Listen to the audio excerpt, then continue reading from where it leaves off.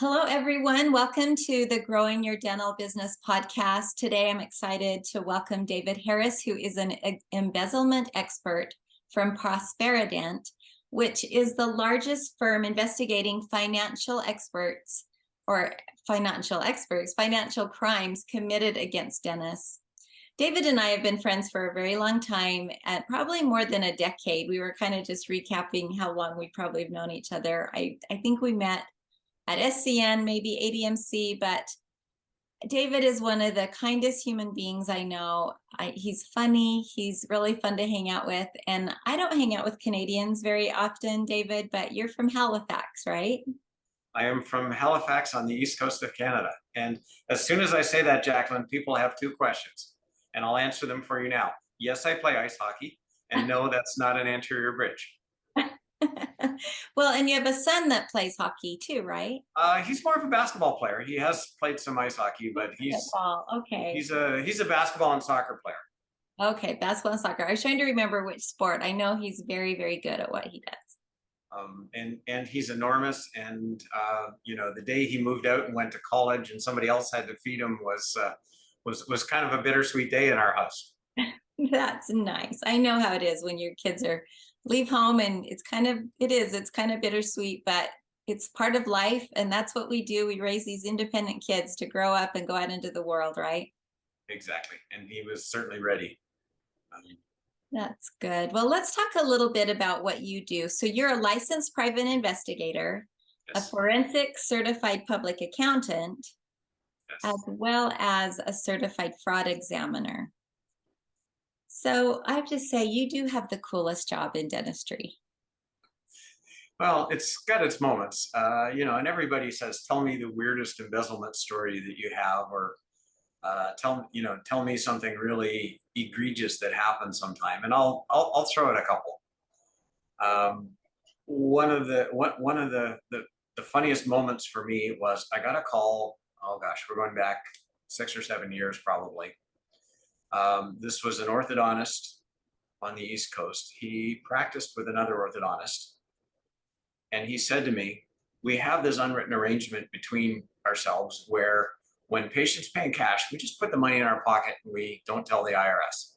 Okay, not exactly how I'd recommend they do things, but it was the next thing that this guy said, Jacqueline, that really floored me.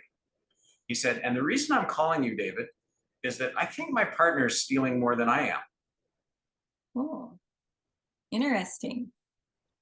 And you know me, and you know it's not often I'm speechless. I just didn't know what to say next. Yeah. So to make a very long story short, we did an investigation, and he was right.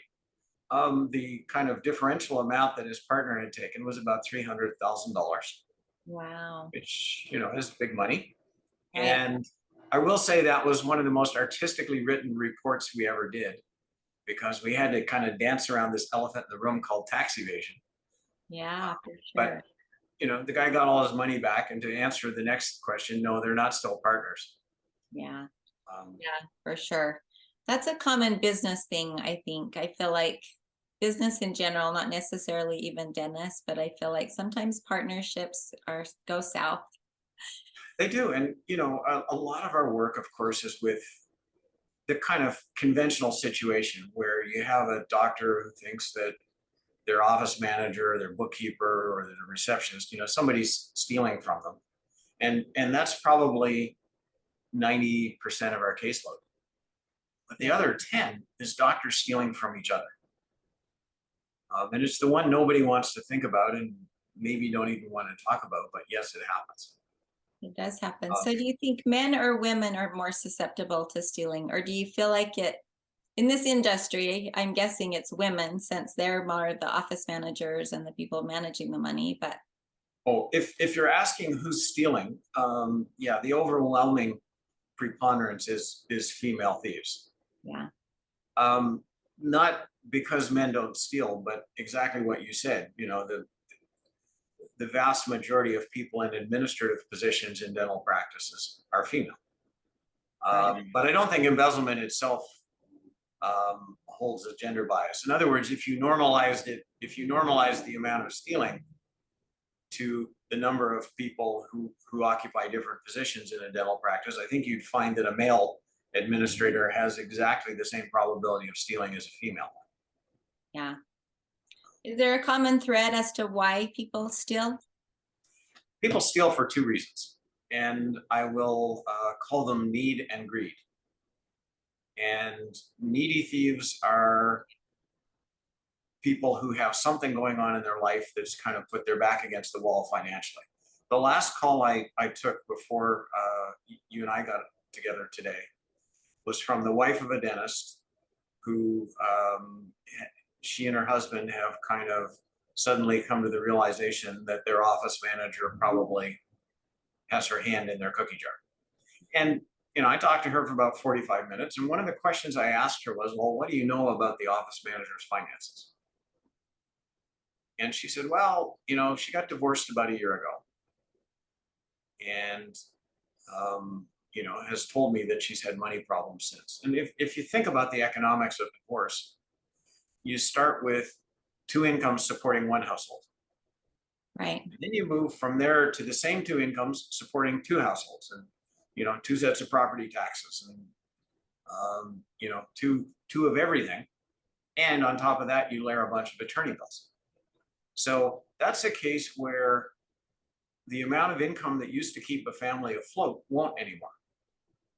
Right. And unless people make lifestyle changes, that sometimes they do and sometimes they don't, unless that happens, there's going to be financial strain. And you can cover it for a while. I mean, you can dip into savings, you can run your credit cards up, you can borrow from friends. But eventually, when you do all those things, you hit a wall.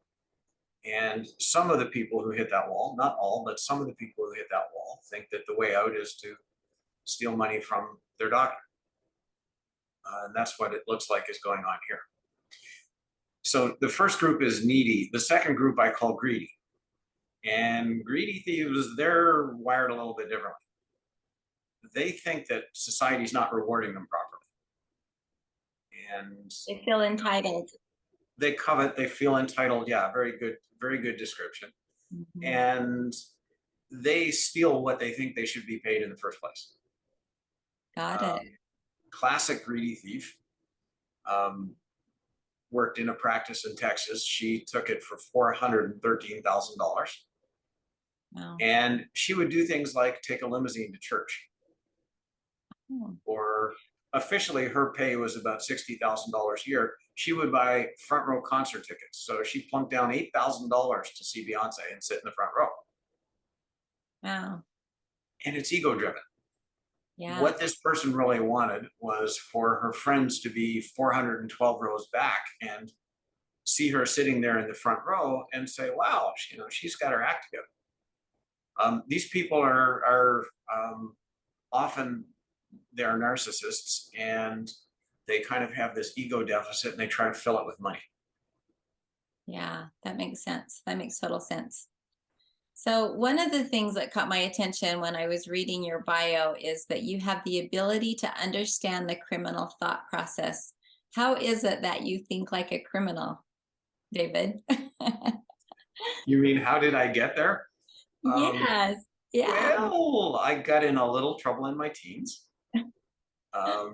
The police were starting to show up at my parents' house a lot. Eventually, I got offered a choice of wardrobe, and the color choices presented to me were green and orange. Okay. Orange is what you wear in prison, and green, of course, is the color of the army. So I chose green, but I never really lost the way to think like a criminal. And just to bring our audience into the conversation, criminals just process differently than everybody else does. And the best example I can give you, and I'm very conscious here that I am talking to one of the most honest, straight-laced people I have ever met in my life. Well, I don't. I do know. Jacqueline, if you were walking down the street in your town and somebody's wallet fell out of their pants, I can predict exactly what you would do. You would stoop down, pick up the wallet, walk a little faster, and give it back to somebody who dropped it and say, here, I think this fell out of your pocket.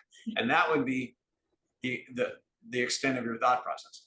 A criminal might end up doing the same thing. I mean, they may end up giving the wallet back, but on the way to giving it back, some things are going to go through their mind that I'm very sure would not go through Jacqueline Hurley's. Like, I wonder how much money's in this wallet. Yeah. Um, I wonder if anybody else saw the wallet fall. In other words, the questions they're asking themselves are, how much could I profit from not doing what I'm supposed to? And what are the chances that I'd get away with it? And if they like the answers to those two questions, then the wallet never makes it back to the owner. Yeah. If they don't like the answers to those questions, then they just give the wallet back and say, here, you drop this. Well, you're right. I don't think those questions would go through my mind. I know you well, and I cannot imagine that you would think of either of those things. But that's kind of the difference between how somebody with a lot of integrity thinks versus somebody who has none. You know, do I have the opportunity to profit here, and do I have a reasonable chance of getting away with it? Yeah. Well, good for you. Well, I'm glad you chose green. Me Sounds too. like the armies might have saved you. I think it did. That's good because I just know you're a very successful businessman and you've got an incredible company and an incredible family. So you're doing good. You're doing good. You did good by choosing green. Thank you. And you mentioned my company. Can we talk about them for a minute? Absolutely. Let's talk about your Uh, company. so I started this all on my own, and it happened when a guy I'd been in high school with, who is now a dentist, had a problem, and he reached out to me, and I helped him, and it all kind of unfolded from there. And initially, I was doing this on my own, but eventually the company grew. I'm pleased to say we're now about 25 people. We just finished, every 2 years, we all get together, and we just finished that the week before last. So we spent 2 days together, and really what we're trying to do is advance the state of the art in embezzlement investigation further than it was before. And I think we did that. All of our people, other than a few support staff, come from a dental background, because dentistry is all we do. So we have, some of them used to be dentists. We have a mutual friend named Amber Weber Gonzalez, who Yes. used to be a dental hygienist before she found embezzlement investigation, and the rest were office managers or software trainers or consultants. So dentistry is kind of the commonality that we all have. That's And wonderful. yeah, and when we hire these people, we look for one thing. And it's the thing we just talked about. Can they get inside a thief's decision circle? Can they think like a criminal? Can they hypothesize, if I were going to steal in this situation, this is how I would do it. Yeah. Good So you- investigators will build a hypothesis and then go and either validate or reject it. And some of my people are just spooky at how well they can hypothesize. So what you're telling me is you'd probably never hire me since I don't really think like a criminal. Well, you have lots of other talents, and I'm sure if you ever really wanted to be at Prosperity, we'd find a use for it for you in our marketing or our communications group. But as an investigator, yeah, I think you'd struggle. I think I would too. However, I would love working with you, but I do love my job. So I guess we better stay where we're at. So I love hearing your story about your team and about how you've built this business. And you talked a little bit about and those partners who you were kind of shocked. Is there anything else you can think of that has shocked you, like over the last year in an Um, embezzlement situation? oh yeah. I mean, I mentioned divorce as kind of a cause of a staff member Yeah. embezzling. Let's talk about one of the other elephants in the room, Okay. which is that a lot of dentists are blessed to have their spouse working with them as their office manager or chief operating officer or something like that, Yeah. and it works really well until that spouse decides to get divorced. Mm-hmm. Yeah. And you can picture the conversation. So let's say you're a dentist and I'm your spouse and I'm your office manager, and I've decided, Jacqueline, that I'm going to trade you in on a different model. And I go see one of those horrible creatures called a divorce attorney. And the divorce attorney will ask me some discovery questions. And one of the questions will be, well, David, where does your income come from? Oh, well, I manage the office of my wife, Dr. Hurley. Okay, so David, what do you think is going to happen when you tell your wife that you're leaving her? And my first answer is going to be, well, I'll make a point of doing it when there are no sharp objects in easy reach. Um, but he says that's not quite what I'm getting at. Where's your money going to come from? I mean, Yeah. do you really expect her to keep you on the payroll when you suddenly have a Tinder profile?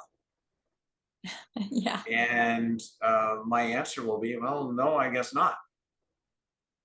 And the lawyer is going to say to me, okay, David, I'm not going to tell you how to do this, but I'm going to tell you what you have to do. You need money under the mattress because when you tell Jacqueline that you're leaving her, she's going to fire you. And, eventually there will be spousal support and child support if you have kids arrangements made, but that'll take a little while. And Right. while all that's going on, you need to find a new place to live. You need to buy groceries. And not exactly least important, you need to pay me your divorce lawyer. Yeah. So you've got to put some money aside. Sure.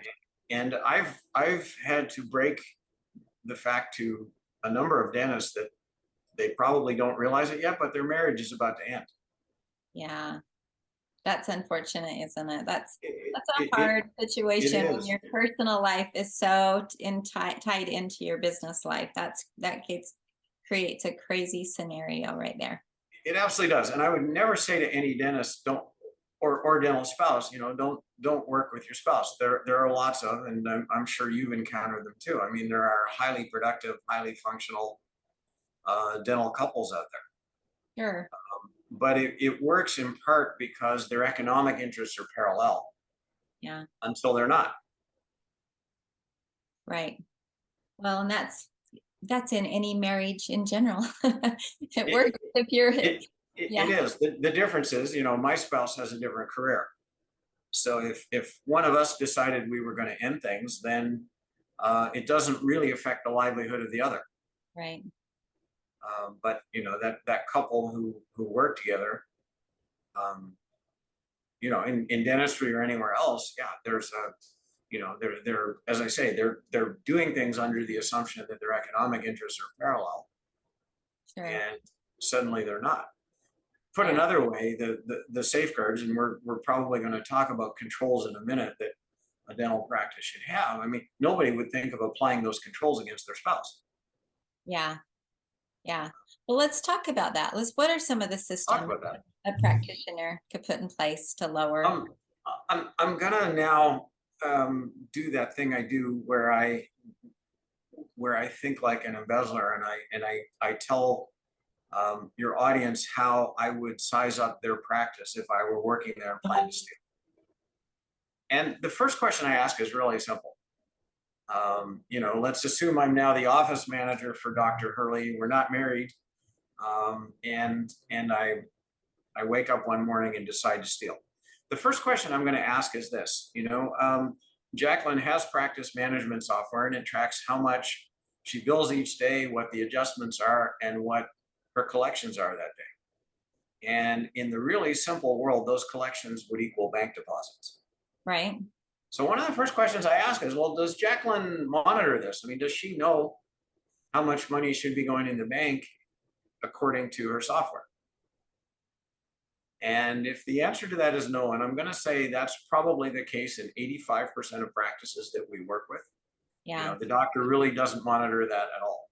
If that's the case, you've made stealing really easy for me. I don't have to do anything creative in your software at all. I can simply divert some of the deposit each day to my stealing, and you just don't know how. Sure. So your practice collects $27,200 today. Let's say you try to protect yourself by making the deposits yourself, but you don't relate the amount you're taking to the bank back to software. If I give you $26,400 instead, I just stole $800. Yeah. That's kind of the way it works. So the first rule is that there needs to be oversight. You can't have, if you're a dentist, if you're a practice owner, you can't have an unsupervised employee. There needs to be oversight. What makes the oversight of that really hard is that, it used to be simple. When I started 34 years ago, um, the the first dentist I investigated got paid by cash or check. There were no credit card payments. There were no electronic funds transfers. It was cash or check. Yeah. So he carried the whole deposit to the bank each day. And for him to compare the deposit to what this was before there was practice management software. It was the old pegboard system that people used to use back then. Yeah. If he compared his pegboard receipts with his bank deposit, they would normally be equal. Right. It was Um, easy. It was much easier it, world back then. it was a much easier world. And what complicates the world now is that in a lot of cases, there's a time offset between when something's recognized by practice management software and when it goes in the bank. Yeah. So if a patient pays Dr. Hurley by credit card today, um, the practice management software treats that as a payment today, but it won't hit your bank for probably 2 or 3 more days. Right. 2 or 3 days, until it catches up, um, your stuff looks out of balance. Correct. And it's complicated. And a lot of dentists have just kind of checked out of this and said, I'm going to either trust my office manager or just hope for the best. Yeah. Or I guess they could outsource to a third party dental billing company. Well, now you're getting somewhere. Yeah. The other thing, though, that whether it's a dental billing company doing it or the doctor trying to check this themselves, the other thing that can be done that makes life a whole lot easier is let's not try to do this at the end of each day. Let's look at a month at a time. And what happens if you look at a month at once is that a lot of those timing differences kind of self-correct. Right. In other words, now what's putting you out of balance is only the stuff that overhangs the first day of the month and the stuff that is incomplete on the last day of the month. Right. In other words, if you look at one day, you might have 80% of your money coming in having some kind of timing offset. If you look at a month as a whole, it might be 4%. Yeah. So, the missing dollars that you're chasing in proportion are a whole lot smaller. Right. So yes, I think we agree that you need oversight, and thank you for mentioning outsourcing, because that is a great way to do it. I mean, this is a mechanical calculation. It does not require somebody to go to dental school first to do that calculation. Sure. But if you don't do it, if you don't reconcile deposits versus collections, the dumbest, laziest thief on the planet can successfully steal from you. Yeah, exactly. And I've seen some people who probably came pretty close to that description. If you do that reconciliation, or it's done for you, now I can still steal, but it's a lot tougher, because what I have to do now is I have to make your software lie about how much money was collected. And just because we never know quite who's watching this, I'm not gonna get into a whole lot of detail. But what I'll say is it's harder than just diverting some of the deposit, but it's not that hard for somebody to trick some very expensive software. Yeah, got it. And we see lots of that. But let's make it so that bottom quartile of thieves at least can't think about how to do this. Yeah, because I would have no idea how to do that. That's okay. Another part of the control system should be articulation. And I'm not talking here about the friendship that the mandible has with the maxilla. That's dental articulation. What I'm talking about is financial articulation, but the underlying thought's the same. If your office was open 20 days this month, and in your left hand you have 20 day end reports, and in your right hand you have a month end summary, then the total for fees, adjustments, and payments of the 20 individual reports should be exactly the same as the 1 month end report. Right. If they're not, somebody came into your practice after hours and they did some stuff they didn't want you to see. Got it. So that's the second control that's a really good one. And again, mechanical. I don't know if that's something eAssist would do for somebody. I suspect it is. If not, it should be on the list. Yeah. Or, alternatively, if you have a kid in college who wants to earn beer money, um, that, paying them to do it would be a decent solution as well. Right. But deposits equal to collections, and number of day sheets for the month equals the month end total are two easy things to do. I'll mention another control that's lacking in most offices that I look at. Sure. If you put 30 dentists or 100 dentists in a room and you ask them, okay, can I please see a show of hands of how many of you like hiring staff? Typically, no hands go up. Right. They don't like Dentists despise it. The only thing they hate more than hiring staff, of course, is firing them. right. But hiring's kind of a daunting process. You might start with, if you're lucky, you might get 10 or 15 applications when you post a job. And from those, you've got to get down to that one perfect person Yeah. who's going to reflect the office culture, who's going to be able to have the technical skills that you need, who's going to have the personality that they fit in with the rest of your team. I mean, it's a lot to ask for. And what often gets squeezed out somehow is that one final layer, which is, well, what if what they're telling me isn't totally true? Yeah. That one is the one that tends to get kind of sacrificed in the rush to find the other things.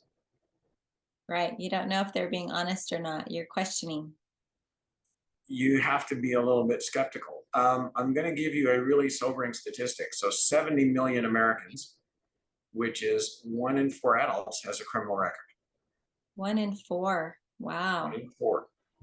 That's amazing. That is staggering. It's a lot. And yet less than 50% of dental practices do criminal records check as part of their pre-employment screening. So that's a huge thing that they can do right from the get-go. And what I'll say is that not every criminal record would stop me from hiring somebody. Yeah. In other words, we need to be a little bit interpretive. We're looking at hiring somebody, and 20 years ago when they were in college, they got arrested for marijuana possession. That probably wouldn't stop me from hiring them today. Yeah. On the other hand, check fraud 3 years ago, yeah, that's a total showstopper. Wow. Yeah, I totally get that for sure. Well, that's a good one. With those statistics, that's a really important one. And I hope dentists that are listening today are thinking, I probably should be doing that. Yeah, and that's not a complete pre-employment screening. There are a lot of other elements. For example, we need to talk to former employers. Yeah. And I'll give your audience a really simple rule. You need to talk to everybody that this person has worked for at least the past 5 years. That's good. Bearing in mind, Jacqueline, that if I'm applying for a job with you and I have something to hide, I'm going to go to a lot of gyrations to prevent you from having that conversation with a former employer who I think is going to say bad things about me. Right. So how do I do that? How do I hide baggage? One trick is I'll give you what you think is my former employer's cell phone number, and when you call that number, you're actually talking to my uncle. Got it. Who will pretend to be my former employer and give me a good reference. So one of our rules is don't ever call any number that an applicant gives you. If they say they work for Mark Johnson in Peoria, Illinois, go online.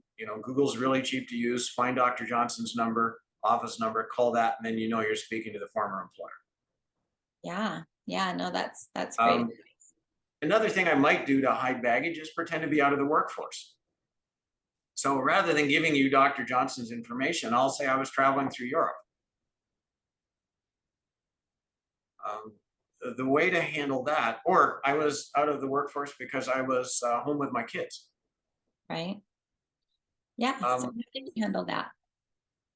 Well, if it was the traveling through Europe, my response would be very simple. Great. I just need you to bring in your passport. Because there will be entry and exit stamps from when somebody went there. Absolutely. And you say that and somebody says, well, I lost my passport. Okay, now the hair on the back of my neck is starting to stick up. Your red flags are there. Yeah, and my response would be, okay, so when you lose your passport, there's like that 7-page form with the State Department you have to fill in. Just bring that in. And they say, oh, I lost that too. And at that point, I have a crystal clear picture of what I'm about to lose when I hire them. It's called money. Yeah, Um, that's good. let's say somebody was home with kids. How do we work that one out? I don't There's know. You there's tell me, paperwork when you're out of the workforce, right? There's a tax return that shows that you didn't earn income at that period. right? Uh, there's unemployment paperwork. There are things people could bring in. What I suggest to Dennis, and I think how you verbalize these requests is really important. And what will take you a long way when you're asking for something like a passport or a tax return or unemployment paperwork is it is our policy that an absence from the workforce for more than a month needs to be substantiated. Not that, I don't believe you, but it's our policy. Yeah. In other words, when you're asking for this stuff from an applicant, make it clear to them that you would ask this from any applicant. And that's a way of minimizing the personalization of this. Yeah. Yeah. That's good. Those are all great tips. I feel like Dennis should be listening to this. Any business owner should be listening to this. Anyone who hires should be listening. Yeah, they should. You're right. It's no different if you owned a gas station, but let's face it, dentistry is a personal service. I mean, we handle money. We have access to very personal information about people. Yeah. Some of your staff will be alone unsupervised with their kids. Aren't you a little interested in whether they were ever convicted of child molestation? Right. For sure. Yeah, it's a service where you touch people, you do invasive things, and you handle money and sensitive information. So, um, So you you know, need the to know, you want to feel secure in who you're hiring. And there's so much, there's a lot that can happen behind the scenes, you know. dentistry's allowed itself to get out of step with how the rest of America hires, and I will go through more scrutiny to get a job with Amazon delivering the junk people buy online than I will to get a job in most dental practices, and that makes no sense. I'll take it one step further. It absolutely astounds me that the norm in dentistry is that applicants aren't subject to a drug test, which is one of those things Amazon would do. Yeah. Um, Yeah. and they don't hold the keys to the pharmacy in the way that a dental practice does. It's true. It's true. I was offered a job in a dental office once. You They were. said, you just seem like you'd be a good fit to our office. Why don't you come work for us? And it didn't work out for me, but my daughter actually is the office manager at a pediatric office, and she she kind of took over from a gal who had went on maternity leave, and then when the gal was done, she wanted to come back, and the doctor just said, honestly, I feel like I want you both overseeing everything so that we have checks and balances here. And at first she was like, I hope she's okay that I'm still in this role. But as soon as they learned how to work together, and they would call each other out on things, why did you write off this large amount, or why did you do this, or why did you do that? And they have a good enough relationship that it's worked out really successful for them. That's great. And we had talked earlier about a mutual friend named Amber Weber Gonzalez. Amber, I shouldn't assume people know who she is. She's a department head at Prosperity, so she's one of our senior people. And she said something once that always stuck with me. She said, "Transparency is one of the first casualties of embezzlement." In Yeah. other words, when people are stealing, one of the things they do is they stop being transparent. And what you just described between your daughter and her coworker is a culture of transparency, where I'm looking at what you do, and I have full license to question it, and you're going to answer. If when that woman had come back from maternity leave, she had given her doctor a lot of vibes about, I don't want Jacqueline's daughter working with me. Right. That would be a situation where suddenly I'd be alarmed. Right. So we kind of arrived nicely at the point where we should probably talk about some warning signs and Oh, yeah, um, let's talk about that. what would alert a doctor to the fact that they might have a problem. And we just hit on one, which is lack of transparency. And I'll maybe abstract that into something a little bit bigger. One of the key concerning indicators in a practice is territoriality. So you have somebody, typically in a leadership position, who is really possessive about their duties. They don't want to cross train anybody to do any part of what they do. They don't want to offload. They can be run off their feet, but they won't offload anything to anybody. Yeah, Um, that's a pretty strong embezzlement marker, and that kind of possessiveness is found in more than 50% of embezzlements. wow, that's a Um, high. it, it can even extend to things like somebody's computer, their desk. I got a call a while ago from a doctor who said, "Yeah, my office manager was at lunch. We had an extra person in the office, and they had nowhere to work, so they kind of plunked themselves down at the office manager's desk and were using her computer when she came back from lunch, and she lost it. Mm, yeah, Is that something I should be worried about?" And I said, "Yeah, to me that's an overreaction. for Um, sure.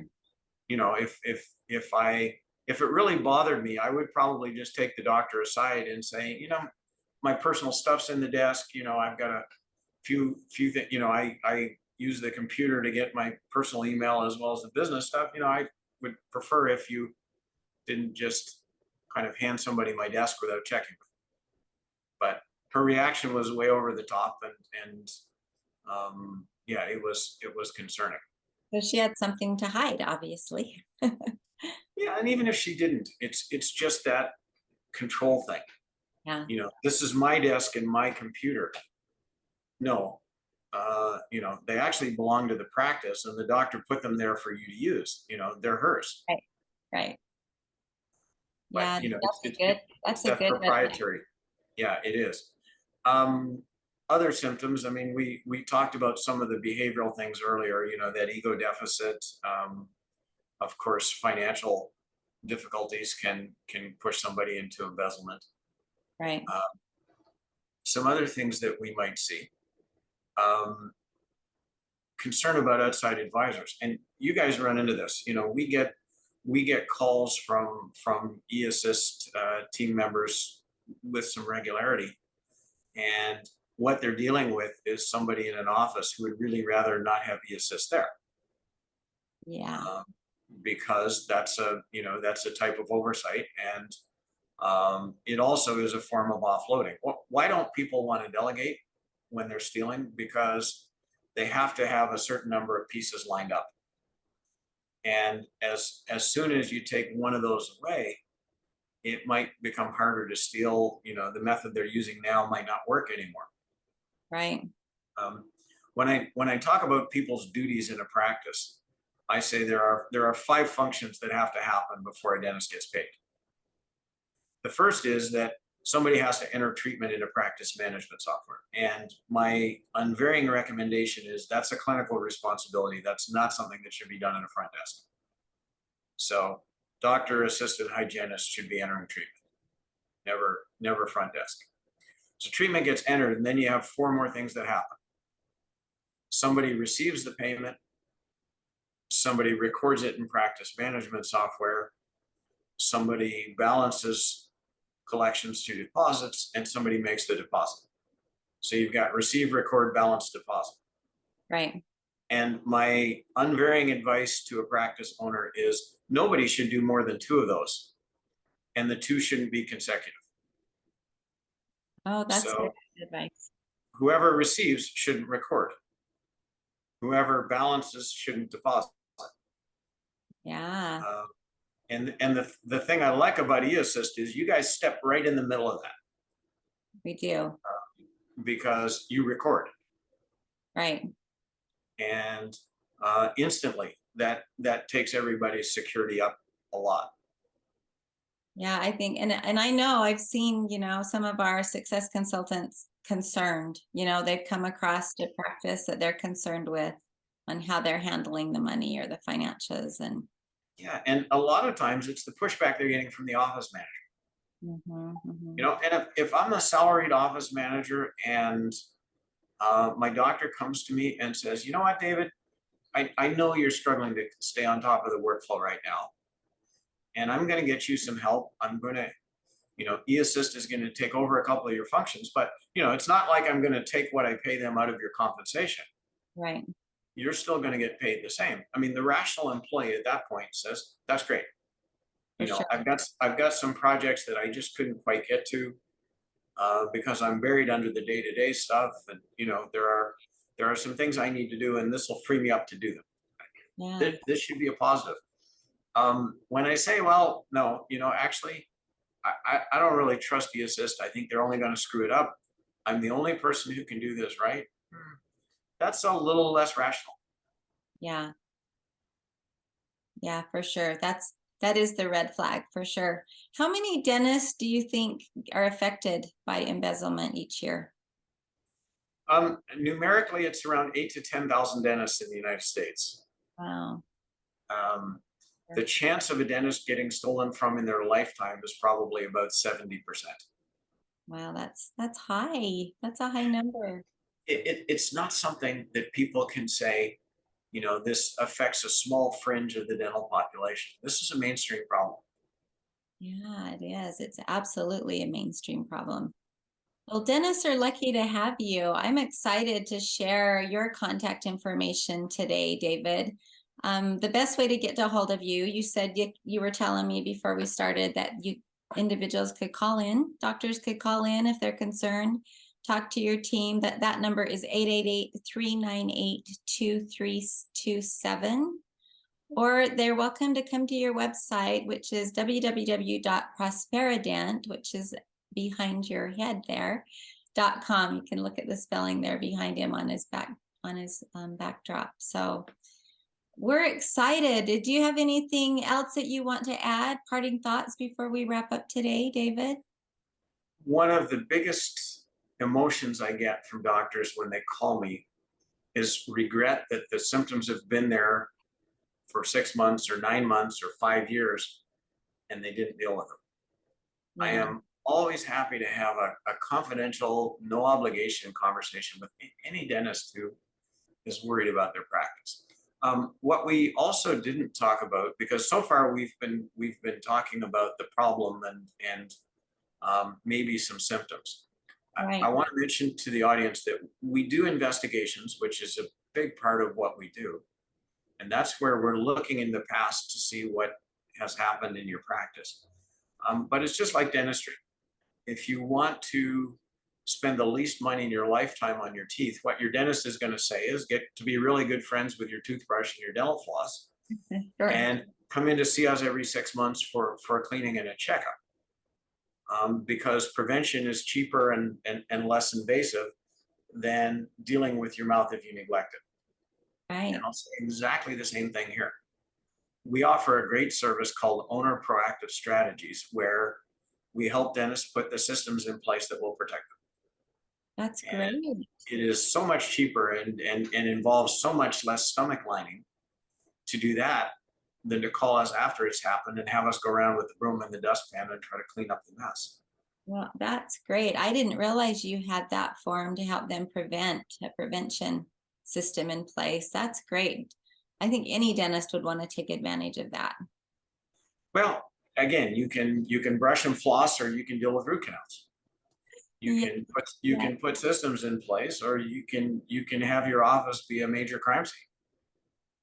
Well, I'm sure you've worked with both offices, those who need preventing and those who have major crime scenes. We sure have. Well, thank you for joining us today. I'm going to give those numbers one more time. You can call 888-398-2327 to talk to David. And just like he said, it's a confidential conversation just to see where you're at and how you're feeling about things. Or you can just go to their website at www.prosperident.com. And just so you know, our goal with this podcast is to offer tips and tricks to help grow your dental business. And I can assure you that David will help you do that. So thank you, David, for joining us today. Well, thank you, Jacqueline, for your friendship and the wonderful folks at eAssist who we've been privileged to work with for many years. Oh, you're welcome. We love working with you too.